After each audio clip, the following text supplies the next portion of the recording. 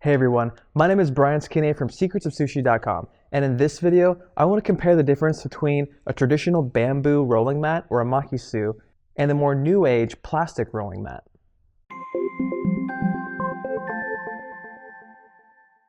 So this isn't a sponsored video or anything, this is just something that I wanted to do because I'm curious to know the difference. The reason why I invested in a plastic rolling mat is because I'm not really a fan of having to use cellophane or some kind of single-use plastic wrap on my bamboo rolling mats every time I want to roll sushi at home. I think it's kind of wasteful, and I think it would have a much better environmental impact if I could use something like a plastic rolling mat where I don't have to cover it in cellophane every time. But I wanted to see if they handled similarly enough to where it wouldn't be too much of a nuisance to just use the plastic mat. So right off the bat, I can tell that the two bamboo mats are relatively close to the same length, which is good. And when I open up my conventional bamboo mat and lay it out, the plastic mat is just a little bit short of what the bamboo mat size is, which to me isn't a big deal, but if you're really used to using a bamboo mat, that might be kind of a nuisance. So what I'm going to do is fold up my bamboo rolling mat and set it aside, and I'm just going to make a real quick California roll on the plastic bamboo mat to see how it handles.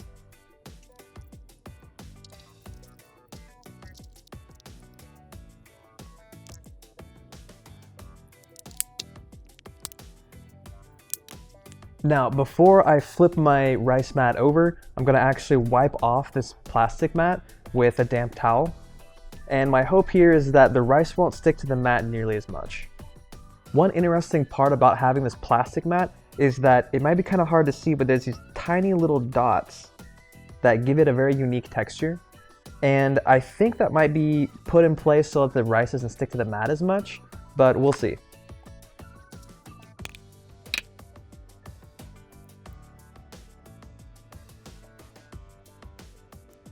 So far, the only thing that I can say negative about the mat is that it tends to slide around on the cutting board a lot, which might be kind of a problem when I go to roll everything together.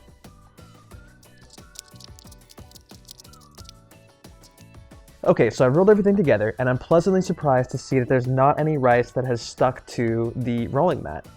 There have been little pieces of masago and a couple of sesame seeds that have stuck kind of in between the little slots here, but that's not really anything, too surprising.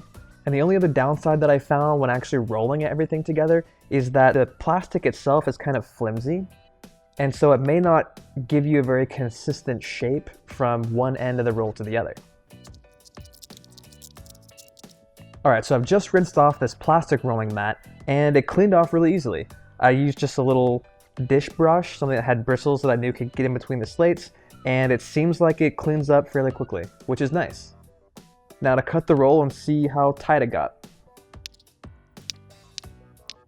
Okay, so after slicing the roll, I think the end result is very similar to what it would look like if I was using a bamboo rolling mat.